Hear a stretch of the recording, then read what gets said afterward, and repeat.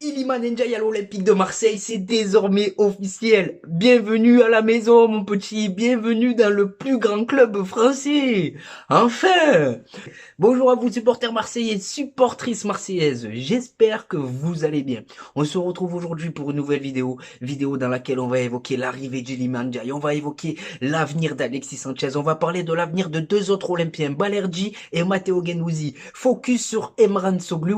Et enfin, pour conclure, on va parler d'une drôle de rumeur, la piste Aymeric Laporte. Et voilà pour le sommaire. Et vu que je suis assez pressé de vous en parler, bah écoutez, c'est parti.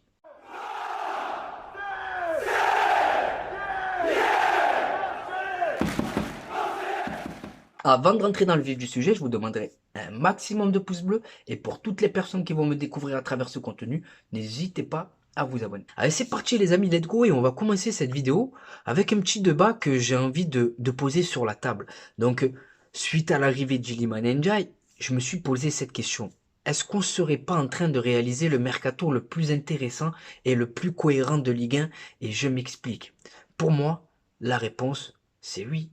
Pour 50 millions d'euros, on est parti chercher 5 joueurs. Aubameyang, Renan Lodji, Kondogbia, Ismail Assar et Iliman Ndiaye. Que des internationaux qui apporteront une vraie plus-value à notre effectif qu'on a fait pour une moyenne de 10 millions d'euros. Donc pour moi, dans cet Olympique de Marseille-là, il y a de la qualité. On doit être ambitieux. Et j'ai envie, c'est ce qu'on doit être, les gars. Ambitieux. Qu'est-ce qui nous empêche de nous dire, ben putain, cette année, on va taper le Paris Saint-Germain? Qu'est-ce qui nous empêche de nous dire que cette année, on va marcher sur la Ligue 1? Il y a qu'une vérité. C'est celle du terrain. Mais c'est dans la tête que ça se passe, frère. Si tu as faim, frère, les gens vont suivre. Allez, on va maintenant enchaîner avec l'arrivée d'Iliman Ndiaye. Laissez-moi vous dire tout le bien que je pense de ce joueur. Qualité technique, les amis, au-dessus de la moyenne. Il a une faculté pour éliminer son vis-à-vis dans les 1 contre 1. C'est exceptionnel. C'est un joueur qui est fait pour enflammer le Vélodrome. Ce que j'apprécie également avec ce joueur, c'est sa polyvalence. Il peut jouer en tant que meneur de jeu dans un 4-2-3-1. Il peut évoluer aux côtés d'un attaquant dans un 4-4-2. Et enfin, pour conclure, il peut évoluer aussi en tant qu'ailier. Donc pour 15 millions d'euros, pour moi, c'est une affaire. Qu'on le veuille ou non, qu'on commence pas à nous dire la championship, pas la championship. Allez jouer en championship et vous allez voir ce que c'est la championship. Hein, qu'on arrête avec ces discours là très français. Donc Iliman Ndiaye, fais-nous kiffer. Et à toi de jouer maintenant. Voilà, moi, je vais au stade là. Et c'est pour des joueurs comme toi que je paye mon billet, frérot. Mais vraiment, je vais au stade contre les Leverkusen, je vais me régaler. Voilà. Maintenant, on va parler de Leonardo Balerdi. Alors, Leonardo Balerdi, j'ai vu passer cette information, pardon. Apparemment, Marcelino, il n'aurait de yeux que pour Balerdi. Il pense Balerdi, il mange Balerdi et il chie Balerdi. Et ça, les gars, j'ai du mal à le comprendre et je vais m'expliquer. Alors Balerdi, c'est vrai que dans un premier temps, rebasculer dans une défense à 4, ça peut lui faire du bien. C'est une poste totalement différente d'une défense à 3. Par contre, qu'on le cède pas, il n'y a pas de souci. Mais en aucun cas, il doit être numéro 1 dans la hiérarchie devant Gigot ou Mbemba. Qu'on arrête avec Balerdi, les amis. Je vais pas tirer sur l'ambulance avant l'heure, mais pour moi, la priorité lors de ce mercato estival, c'était de le faire partir, d'encaisser l'argent qu'on a encaissé avec lui et de trouver un défenseur Ligue des Champions pour concurrencer Mbemba, Gigot et Isaac Touré pour faire le nombre. Donc Leonardo Balerdi, c'est pas pour être méchant avec lui, depuis son arrivée à l'OM, c'est énormément de bas, j'ai pas un seul match référence de lui, donc je comprends pas, frère. Je comprends pas, Marcelino. Tu as pas vu les matchs sous Tudor la saison dernière? Il nous coûte trop de points. Je vais lui donner sa chance quand même, Balerdi, cette saison. 1 erreur, 2 erreurs, 3 erreurs, c'est fini, tu mourras sur le dos tout au long de la saison. Pour ceux qui ont connu ça au collège, il a une fiche de suivi avec moi, Balerdi. Donc voilà. Et le dossier Alexis Sanchez. Alors dans ce dossier, je suis tiraillé entre 2 opinions. Alors, dans un premier temps, je me dis que le mec, il nous prend pour des cons, il est à la recherche que de l'argent, et s'il espère 12 millions d'euros, il s'est trompé de club. Après, il y a une deuxième hypothèse dans ma tête qui me dit qu'on est dans une putain de partie de poker menteur et je m'explique. Suite au départ d'Igor Tudor en conférence de presse, remettez-vous le passage où Pablo Longoria il parle de Alexis Sanchez.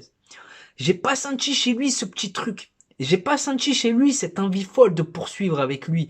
Donc peut-être qu'Alexis Sanchez, il attend une offre de contrat qu'on lui a toujours pas remis entre les mains. Voilà. Et Pablo Longoria, il te laisse filtrer dans la presse que oui, il veut autre chose, il demande trop, et l'Arabie Saoudite et l'Inter de Milan, tout simplement parce qu'il ne veut pas passer pour l'homme, pour le président qui a acté, enfin, qui a tout fait pour se séparer d'Alexis Sanchez pour tout ce qu'il représente après une seule saison.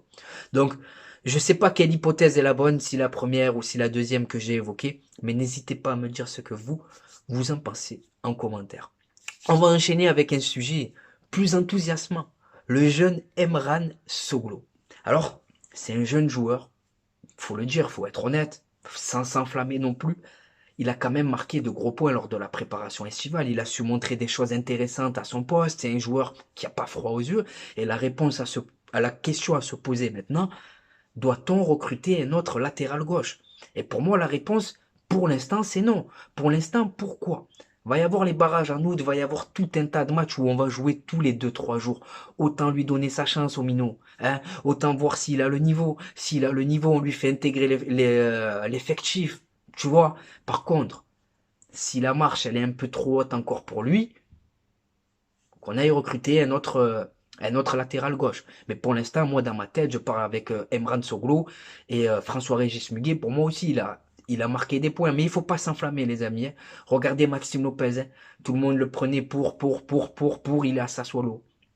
Donc, on va éviter l'enflammade. Mais en tout cas, Emran Soglo, je suis plus qu'emballé par ses prestations et par les très bonnes prédispositions qu'il a pu nous faire voir.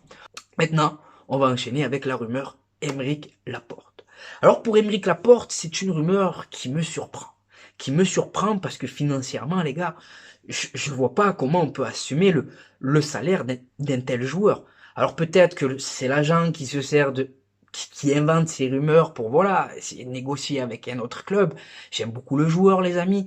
C'est un défenseur fiable, c'est un défenseur d'expérience, c'est un gaucher en plus, et à part Isaac Touré, on n'a pas de gaucher à ce poste-là depuis le départ de Kolasinac. Donc, bien sûr, hein, je vous dis oui tous les jours pour la porte à Marseille. Mais faut qu'on soit raisonnable, les gars. Financièrement, c'est impossible, même si on se doit d'être ambitieux. Et le Marcelino, frérot, je vais te parler comme un petit frère. Tu es arrivé, il y avait énormément de supporters qui t'en voulaient, qui t'en voulaient, qui étaient contre ton arrivée parce qu'on te reprochait d'être l'ami de Pablo Longoria. Moi, ce que je sais de toi, c'est que tu es un excellent entraîneur de ballon.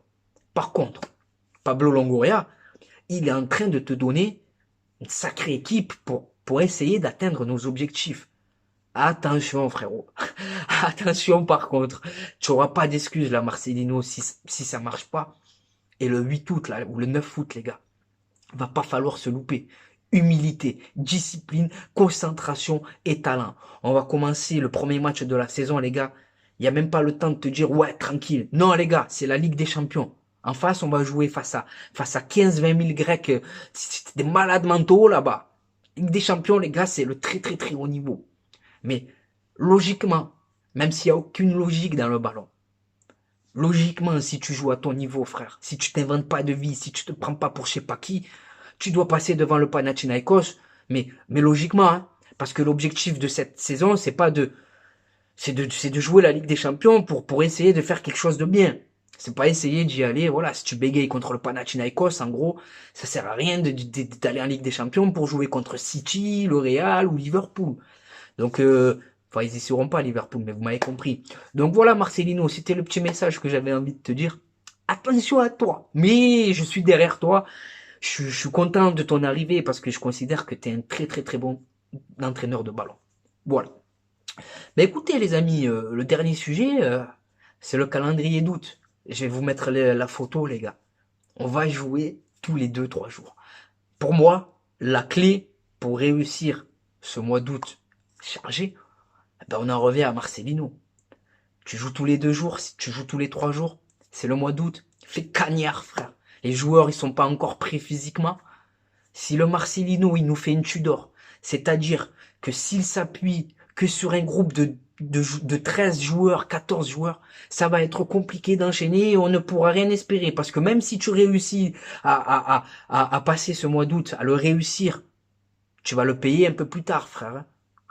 Physiquement, on va plonger. Donc le Marcelino, j'espère, hein, je lui fais confiance, hein, il connaît le ballon mieux que moi. Le Marcelino, j'espère qu'il va s'appuyer sur la totalité de son effectif. C'est la clé de la réussite, les amis, de notre saison, des barrages. Une saison, elle se réussit collectivement et non pas individuellement. Et dans ce collectif, il y a des joueurs qui sortent du lot, qui se subliment. Donc, donc voilà, moi j'espère voilà qu'on verra tout le monde à l'œuvre. J'ai hâte d'y être. D'ailleurs, le 2 août, les amis, ou le 3 août pour Leverkusen, je serai au stade Vélodrome pour vous faire le petit vlog des familles. Mais en tout cas, j'ai hâte d'y être, les gars. Mais j'ai vraiment hâte d'y être. Ne me demandez pas pourquoi je suis impatient avec l'équipe qu'on est en train de monter. Donc voilà. Et au passage, les amis, la vidéo, je la tourne. Il est dimanche 21h, donc m'en voulez pas si au moment où je vous la publie, il y a des infos qui sont sorties dont je n'ai pas pu parler. Donc voilà. Pour conclure, les gars, je vais vous donner mes réseaux sociaux.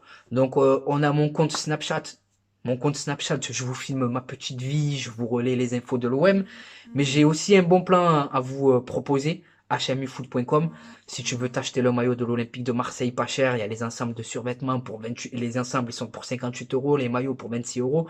Le code promo TPAMS pour bénéficier d'une réduction de 10%. Donc mon Snap, tu l'as vu depuis le début, c'est Khalil-6 TPAMS 13. Donc mes réseaux sociaux, les gars, ça me permet d'être plus proche de vous et c'est pour ça que je kiffe ça. Instagram, les amis, on est sur un contenu différent. Je me répète encore et encore. C'est moi et ma grosse tête au Vélodrome. Moi et ma grosse tête devant le parvis. Moi et ma grosse tête en vacances. Moi et ma grosse tête en photo avec des joueurs. Donc sur Instagram, les amis, TPAMS13, on est sur un contenu différent. Ensuite, il y a mon compte Twitter. Mon compte Twitter, c'est TPAMS 13 13 13. Je réagis à chaud à l'actualité olympienne. Je réagis à chaud à l'actualité footballistique tout court. Et enfin, pour conclure, on a TikTok. Et TikTok, c'est touche pas à mon stade tout attaché. Donc voilà les amis, hein, c'est tout pour cette vidéo. C'était Khalilé de Touche pas à mon stade. Maintenant c'est à vous de jouer, c'est à vous de contribuer à faire grimper cette vidéo sur YouTube en la likant, en vous abonnant, en commentant cette vidéo. Vous allez contribuer au référencement de celle-ci. Je te souhaite de passer une bonne journée ou une bonne soirée selon le moment où tu visionnes cette vidéo. Et n'oublie pas l'ami, notre virus à nous, c'est l'OM. Ciao, ça va.